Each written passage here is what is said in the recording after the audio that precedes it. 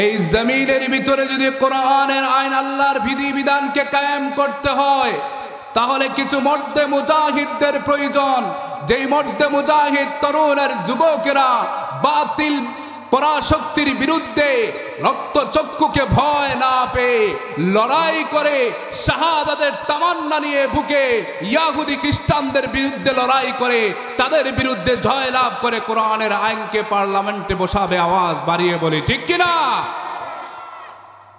হাজিরিনে কেরাম, এই কাজটুকু যারা করছেন, আঞ্জাম দিচ্ছেন সাইয়্যিদনা আদম আলাইহিস সালাতু ওয়াস সালাম থেকে এখন পর্যন্ত যারা শহীদ হয়েছেন, আল্লাহ পাক যেন সমস্ত শহীদ ভাইদেরকে জান্নাতের উচ্চ মাকামে পৌঁছে দেন। সবাই পড়ি আমিন। সংক্ষিপ্ত আকারে কিছু কথা বলি। কিছুক্ষণ আগে যারা আলোচনা শুনে চলে গেছেন, আপনারা ঠান্ডা কনকনে শীতের মধ্যে বসে আছেন, আসার সময় আপনাদের পায়ে ধুলাবালু মেখে এসেছেন। এইখানে যে বসে আছেন এইখানেও নিচে কিছু ধুলাবালু আছে না নাই? আর একটু বলে জুড়ে বলেন, ধুলাবালু আছে না নাই? যারা বাহিরে ঘোরাফেরা করছেন, আপনারা কনকনে শীতের মধ্যে বসে এইখানে আলোচনা শুনছেন, আর যারা বাহিরে আছেন তাদের চাইতে আপনারা কি বেশি লাভবান নাকি যারা বাহিরে আছেন তারা লাভবান? কথা বলতে হবে, কারা? তারা লাভবান। তারা লাভবান নাকি আমরা যারা এই জান্নাতের সামিয়ানার মধ্যে বসে আছি আমরা লাভবান? ঠিক কিনা বলেন? এটা তো মুখস্থ বললে হবে না, প্রুফ লাগবে, প্রমাণ লাগবে। আমরা কিভাবে লাভবান, কিভাবে তাদের চাইতে আমরা উইনার, গেইনার বা লাভবান, কিভাবে প্রমাণ লাগবে কি লাগবে না বলেন? সংক্ষিপ্ত আকারে দুইটি হাদিস আপনাদের সম্মুখে পেশ করছি। সহিহ আল মুসলিমের 2699 নম্বর হাদিস, বিশ্বনবী সাল্লাল্লাহু আলাইহি ওয়াসাল্লাম বলেন, মান সালাকা তরিকান ইয়ালতামিসু ফীহি ইলমান সাখালাল্লাহু লাহু বিহি তরিকান ইলাল জান্নাহ।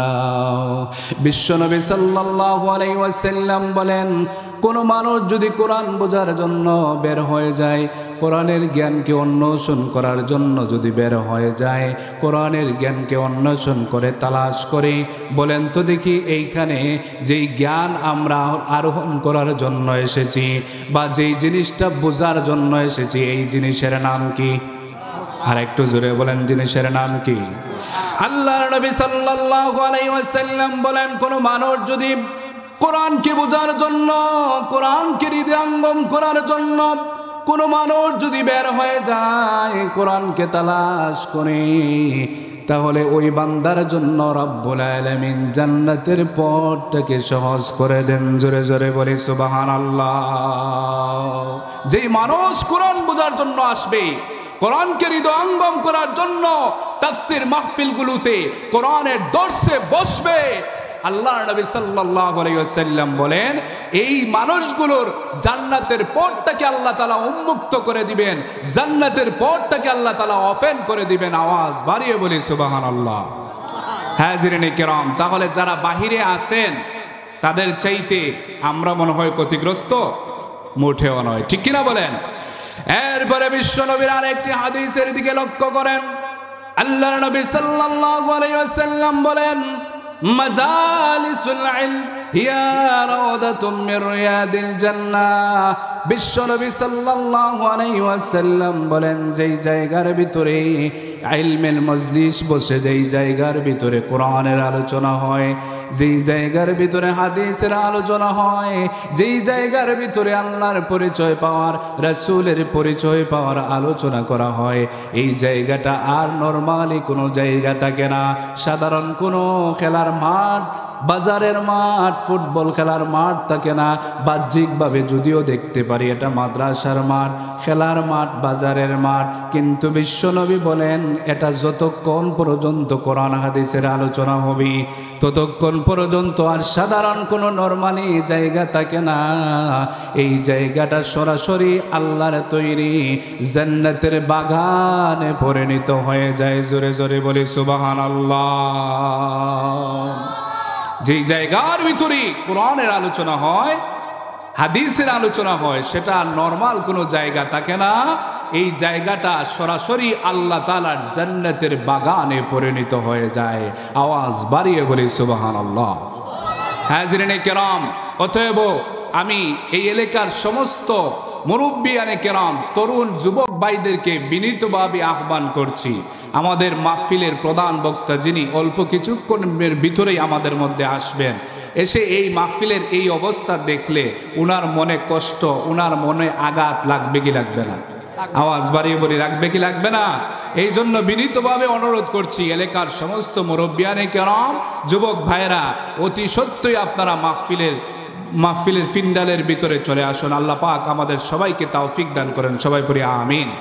হাজিরিনে কেরাম, আসুন, এই পৃথিবীর অধিকাংশ মানুষ সর্বদা সব সময় অল টাইম তারা চিন্তাগ্রস্ত থাকে, দুশ্চিন্তায় চতুর্দিক থেকে তাদেরকে গ্রাস করে রাখে। মানুষগুলো সর্বদা ডিপ্রেশনের মধ্যে, হতাশায় থাকে, ঠিক কিনা বলেন? সর্বদা মানুষ অশান্তি ফিল করে, তার রাতে অশান্তি, দিনে অশান্তি, সকালে অশান্তি, বিকালে অশান্তি, চিন্তা আর চিন্তা, টেনশন আর টেনশন, আছে না নাই? টেনশনে অধিকাংশ মানুষ দেখা যায় অনেক সময় আত্মহত্যা পর্যন্ত করে। অনেক মানুষ টেনশনে হুচটকে পা ভেঙে যায়, হাত ভেঙে যায়, রক্তাক্ত হয়, আহত হয়, এইরকম মানুষ আছে না নাই? এই টেনশন থেকে কিভাবে মানুষ বাঁচতে পারবে, হতাশা থেকে কিভাবে মানুষ মুক্তি পাবে? শুধুমাত্র দুনিয়া নয়, এই দুনিয়া এবং আখিরাতে মানুষ চিন্তা থেকে কিভাবে বাঁচতে পারবে, হতাশা থেকে, অশান্তি থেকে, ডিপ্রেশন থেকে মানুষ কিভাবে বাঁচতে পারবে?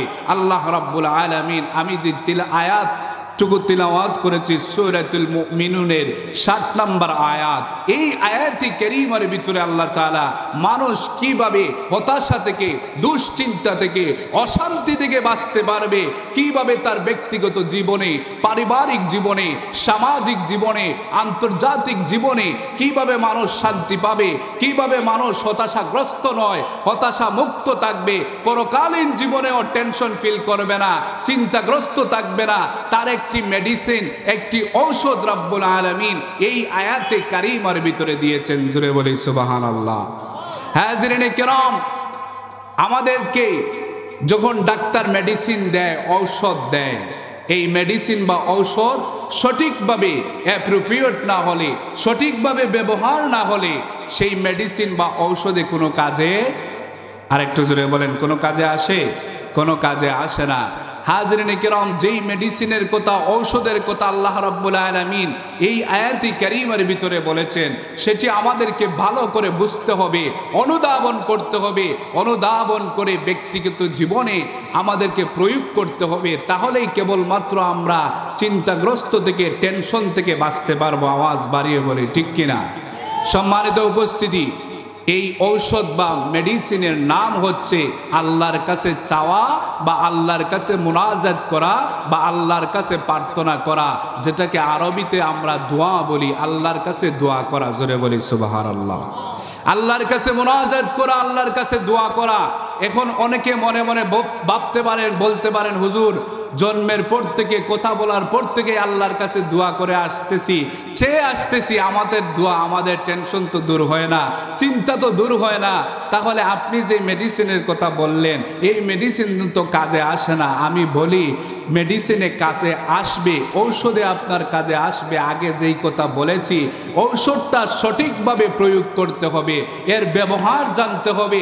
ঔষধটা সঠিকভাবে যদি প্রয়োগ করতে পারেন, মুনাজাত আল্লাহর কাছে সঠিকভাবে যদি করতে পারেন, চাইতে পারেন, আল্লাহর কাছে চাওয়ার মতো চাইলে দুনিয়ার যত অশান্তি আছে, দুনিয়ার যত অশান্তি, টেনশন আছে, চিন্তা আছে, হতাশা আছে, সব কিছু দূর করে দিবেন যিনি। আওয়াজ বাড়িয়ে বলেন তো তিনি কে? সম্মানিত উপস্থিতি, তাহলে মোনাজাত কিভাবে চাইব, কিভাবে মোনাজাত চাইলে আল্লাহর কাছে মোনাজাত কবুল হবে, দোয়া কবুল হবে? আজকের আলোচনার বিষয় হচ্ছে মোনাজাত বা দোয়াটা আমাদের কিভাবে কবুল হবে। জানার দরকার আছে না নাই? আরেকটু জোরে বলেন, জানার দরকার আছে না নাই? আমি কোরআন হাদিস গবেষণা করি, 3টি সেক্টরে, 3জন মানুষের 3টি বিভাগে কাদের দোয়া কবুল হয়, কোন সময় দোয়া কবুল হয়, এবং এই পৃথিবীতে কিছু মানুষ আছে, কিছু আল্লাহর বান্দাবান্দি আছে, যেই বান্দাবান্দিগুলো আল্লাহর কাছে দোয়া চাইতে দেরি হয়, রব্বুল আলামিন সেই দোয়াগুলো মঞ্জুর করতে, কবুল করতে দেরি করেন না। জোরে বলে সুবহানাল্লাহ। সেই মানুষগুলোর কথা বলবো। এরপরে কোরআনুল কারীমের ভিতরে কিছু দোয়া আছে আল্লাহ তাআলা নির্দিষ্ট করে দিয়েছেন, যেই দোয়াগুলো মানুষ করলে পরে এই দোয়ার ভিতরে যত চাওয়া আছে, যত পাওয়া আছে, আল্লাহর কাছে যত আরজি আছে, আল্লাহর কাছে যত মুনাজাত আছে, রব্বুল আলামিন সেই দোয়া, সেই আরজি, সেই চাওয়াটাকে আল্লাহ তাআলা পূরণ করে নেন। জুড়ে বলি সুবহানাল্লাহ। হাজরিনে কেরাম, তাহলে আসুন প্রথমতে কোরআনুল কারীমের কোন কোন দোয়াগুলো করলে পরে আল্লাহ তাআলা ডাইরেক্ট কবুল করে নেন।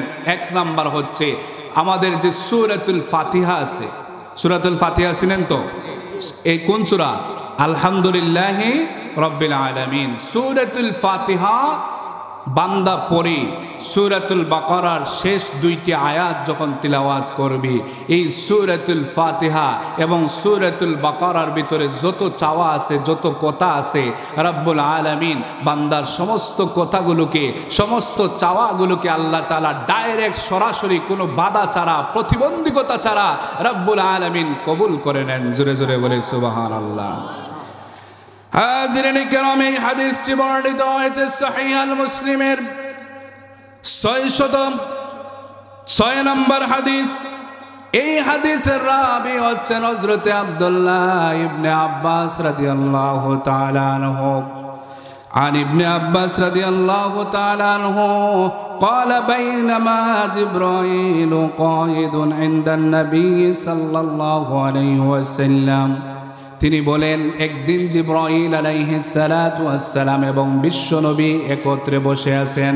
জিবরাইল নবীর পাশে বসে আছেন। হঠাৎ করে জিবরাইল আলাইহিস সালাতু ওয়াস সালাম সামিআ নাকিদাম মিন ফাওকিহি, জিবরাইল আলাইহিস সালাতু ওয়াস সালাম হঠাৎ করে আকাশের উপরে বিকট একটি আওয়াজ শুনতে পেলেন, একটি সাউন্ড তিনি শুনতে পেলেন। শোনার পরে জিবরাইল আলাইহিস সালাতু ওয়াস সালাম ফারাফা রাসাহু, তিনি মাথাটা আকাশের দিকে উত্তোলন করলেন, তুললেন। মাথাটা আকাশের দিকে উত্তোলন করে জিবরাইল আলাইহিস সালাতু ওয়াস সালাম বিশ্ব নবীকে বললেন, ইয়া রাসূলুল্লাহ ওয়া ইয়া হাবিবাল্লাহ নবীজি, فقال هذا باب من السماء فتح اليوم لم يفتح قط إلا اليوم يا رسول الله يا حبيب الله, এই মুহূর্তে আকাশের এমন একটা দরজা খোলা হয়েছে, যেই দরজাটা আজ পর্যন্ত আর কখনো খোলা হয় নাই, শুধুমাত্র আজকে এই দরজাটা খোলা হয়েছে।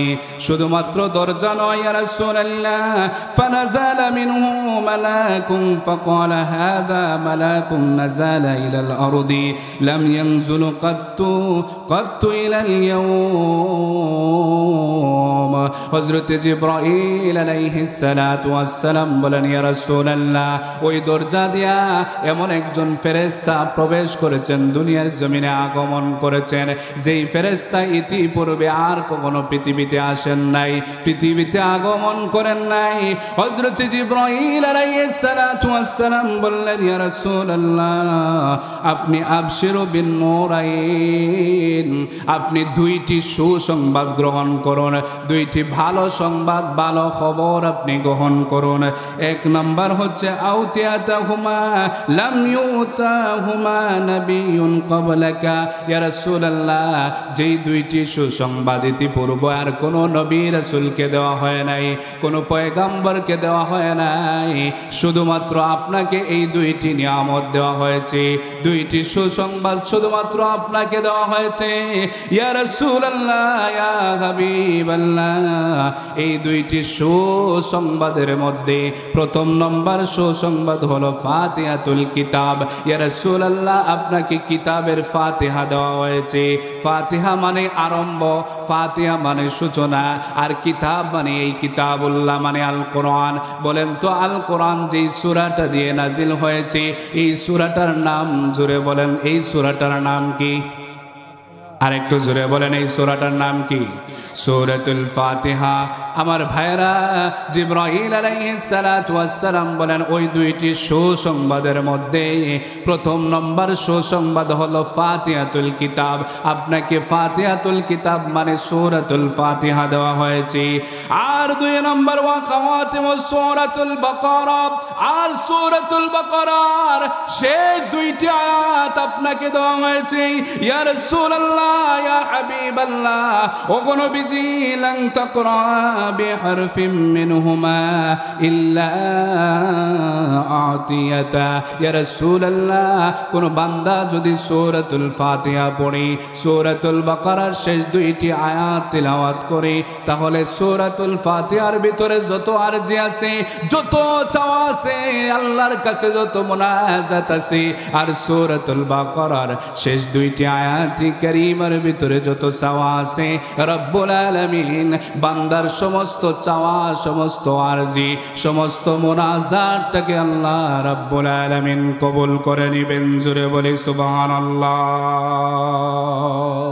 যত চাওয়া, যত আরজি, যত মুনাজাত আছে সূরাতুল ফাতিহা এবং সূরাতুল বাকারার শেষ দুইটি আয়াতে, সমস্ত চাওয়া, সমস্ত আরজিকে, সমস্ত দোয়াকে আল্লাহ রাব্বুল আলামিন কবুল করে নেবেন। জোরে বলি সুবহানাল্লাহ। হাজরিনে কেরাম, এরপরে কোরআনুল কারীমের আরেকটি আয়াত বা আরেকটি দোয়া, এটাকে বলা হয়েছে দোয়ায়ে ইউনুস। এই দোয়ার নাম কি? দোয়ায়ে ইউনুস। কোন বান্দা যখন বিপদে পড়ে, মুসিবতের পড়ে, কোন বান্দা যখন দোয়ায়ে ইউনুস পাঠ করবে, আল্লাহ রাব্বুল আলামিন সাথে সাথে বান্দার সমস্ত মুসিবত, সমস্ত টেনশন, সমস্ত হতাশা, সমস্ত বালা মুসিবতকে আল্লাহ রাব্বুল আলামিন দূর করে দিবেন। জোরে জোরে বলি সুবহানাল্লাহ। সম্মানিত হাজরিনে কেরাম, এই হাদিসটিও সহিহ আল তিরমিজির 3505 নম্বর হাদিস। عن سعيد بن أبي وقاص رضي الله تعالى عنه قال قال رسول الله صلى الله عليه وسلم دعوات ذنون إذ دعا وهو في بطن الحوت। বিশ্বনবী বলেন, কোন মানুষ, কোন উম্মত যখন বিপদে পড়ে যাবে, কোন মানুষ যখন টেনশনের মধ্যে পড়ে যাবে, হতাশার মধ্যে যখন পড়ে যাবে, হযরত ইউনূস আলাইহিস সালাতু ওয়াস সালাম তিনটি অন্ধকার, দুনিয়ার অন্ধকার, মাছের পেটের ভিতরে অন্ধকার, সাগরের অন্ধকার, তিনটি অন্ধকারে পরে যখন বিশ্ব হযরত ইউনূস আলাইহিস সালাতু ওয়াস সালাম যখন দোয়া করেছিলেন, দোয়ায়ে ইউনূস, এই দোয়াটা যখন করেছিলেন, আল্লাহ রাব্বুল আলামিন সাথে সাথে হযরত ইউনূস আলাইহিস সালাতু ওয়াস সালামকে সাথে সাথে করে ওই বিপদ থেকে উদ্ধার করে দিয়েছেন। জোরে জোরে বলি সুবহানাল্লাহ। আল্লাহর নবী বলেন, কোন মানুষ যখন বিপদগ্রস্ত হয়ে যাবে, মুসিবতের মধ্যে পড়ে যাবে, তখন কোন মানুষ যখন এই দোয়ায়ে ইউনূস পাঠ করবে, দোয়ায়ে ইউনূস যখন তেলাওয়াত করবে, আল্লাহ রাব্বুল আলামিন ওই বান্দার বালা, মুসিবত, বিপদটাকে আল্লাহ তাআলা দূর করে দিবেন। জোরে জোরে বলি সুবহানাল্লাহ। দোয়ায়ে ইউনূস, দোয়ায়ে ইউনূস পারেন তো সবাই? যারা পারেন একটু পড়েন, লা ইলাহা ইল্লা আনতা সুবহানাকা ইন্নী কুনতু মিনাজ জালিমিন। এই দোয়াটা যারা পারেন তারা তো ভালো, আলহামদুলিল্লাহ। যারা পারেন না, আপনার ছেলের কাছ থেকে, আপনার মেয়ের কাছ থেকে, নাতি নাতনির কাছ থেকে এই দোয়াটা শিখে নিবেন। যখনই আপনার হতাশা মনে হবে, যখনই আপনি চিন্তা, টেনশনের মধ্যে পড়ে যাবেন, এই দোয়াটা সাথে সাথে তিলাওয়াত করবেন। রব্বুল আলামিন আপনার সমস্ত টেনশন, সমস্ত চিন্তা থেকে আল্লাহ তাআলা মুক্ত করে দিবেন। জোরে জোরে বলি সুবহানাল্লাহ।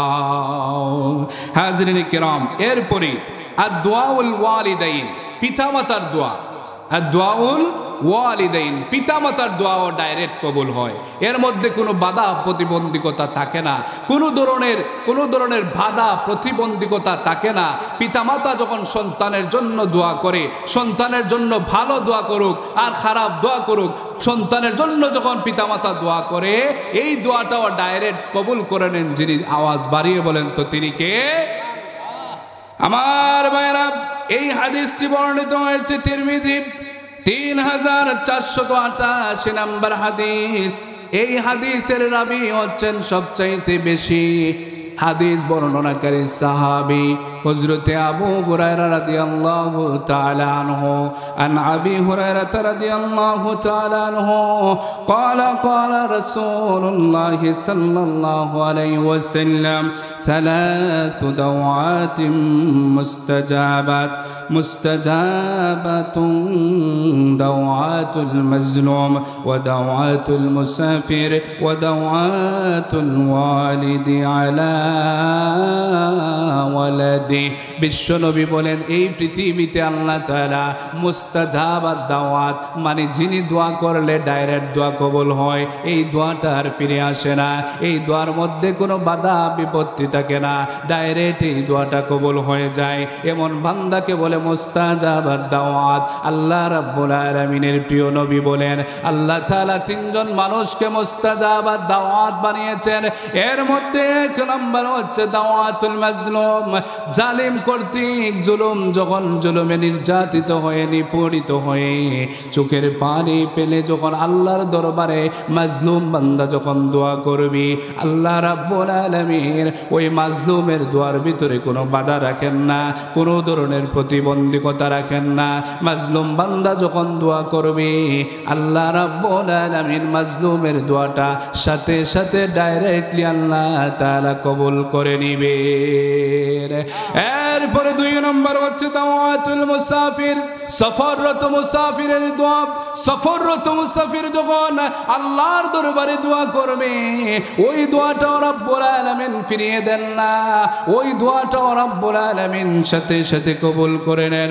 আমার ভাইয়েরা, তিন নম্বর হচ্ছে দাওয়াতুল ওয়ালিদি আলা ওয়ালাদি, পিতা মাতার দোয়া সন্তানের জন্য, পিতা মাতার দোয়া সন্তানের জন্য। পিতা মাতা যখন দোয়া করবি, নেক দোয়া হোক আর বদ দোয়া হোক, সন্তানের জন্য পিতা মাতা যখন দোয়া করবি, ওই দোয়াটাও রব্বুল আলামিন আর ফিরিয়ে দেন না, ওই দোয়াটাও রব্বুল আলামিন সাথে সাথে কবুল করে নেন। জোরে জোরে বলি সুবহানাল্লাহ। এই জন্য সন্তানের জন্য যখন দোয়া করবেন, তখন নেক দোয়া, ভালো দোয়া করবেন, কখনো সন্তানের জন্য বদ দোয়া করবেন না। সন্তানের জন্য যদি বদ দোয়া করেন, তাহলে আপনার সন্তানের জীবনটা ধ্বংস হয়ে যাবে, সন্তান দুনিয়াতেই ধ্বংস হয়ে যাবে। আওয়াজ বাড়িয়ে বলেন ঠিক কিনা? মেহমানকে নিয়ে আসেন, হুজুরকে নিয়ে আসেন। সম্মানিত হাজিরিন কিরাম, এরপরে শেষ একটি পয়েন্ট, যার দোয়া কবুল হয়, আর দোয়া ও তিফলুস সালেহ, নেক সন্তানের দোয়া। কার দোয়া? নেক সন্তানের দোয়া। নেক সন্তান যদি আপনি দুনিয়ার জমিনে রেখে যেতে পারেন, আর এই নেক সন্তান যখন আপনার জন্য দোয়া করবে কবরের পাশে গিয়ে, আপনার রুহে মাগফিরাতের জন্য যখন দোয়া করবে, তখন আল্লাহ তাআলা নেক সন্তানের দোয়া আর ফিরিয়ে দেন না। নেক সন্তানের দোয়া আর ফিরত আসে না। আল্লাহ রাব্বুল আলামিন নেক সন্তানের দোয়ার উসিলায় পিতা মাতার কবরের সমস্ত আযাবকে আল্লাহ তাআলা মাফ করে দেন। জোরে জোরে বলি সুবহানাল্লাহ। এই হাদিসটি এসেছে আবু দাউদের ভিতরে 2880 নম্বর হাদিস। عن أبي هريرة رضي الله تعالى عنه أن رسول الله صلى الله عليه وسلم قال إذا مات الإنسان انقطع। বিশ্বনবী বলেন, মানুষ যখন মারা যায় তখন মানুষের সমস্ত আমলগুলো বন্ধ হয়ে যায়। ভালো করে খেয়াল করবেন, মানুষের জীবনের সমস্ত আমলগুলো বন্ধ হয়ে যায়। ইল্লা মিন সালাসাতি আশিয়া, তিনটি আমল ব্যতীত যত আমল আছে সমস্ত আমলগুলো মানুষের বন্ধ হয়ে যায়, স্টপ হয়ে যায়। এই তিনটি আমল কি? বিশ্বনবী বলেন, এক নম্বরে মিন সাদাকাতিন জারিয়া, কোনো মানুষ যদি সদকায়ে জারিয়া রেখে যেতে পারে, তাহলে ওই আমল বান্দার কবরে যাওয়ার পরেও কবরের ভিতরে পৌঁছিয়ে দেন যিনি। আওয়াজ বাড়িয়ে বলেন তো তিনি কে? বান্দা যদি সদকায়ে জারিয়া রেখে যেতে পারে, তাহলে এই দোয়াটা রব্বুল আলামিন বান্দা যখন মারা যাবে তার আমল কবরের ভিতরে পৌঁছাবে। তিন নম্বরে হচ্ছে আও ইলমুন ইনতাফাউ বিহি, উপকারী জ্ঞান যখন বান্দা রেখে যাবে, ওই উপকারী জ্ঞান বান্দা রেখে যাওয়ার পরে কবরে যাওয়ার পরেও বান্দার আমলের ভিতরে একাংশ আল্লাহ রাব্বুল আলামিন কবরের ভিতরে পৌঁছে দিবেন।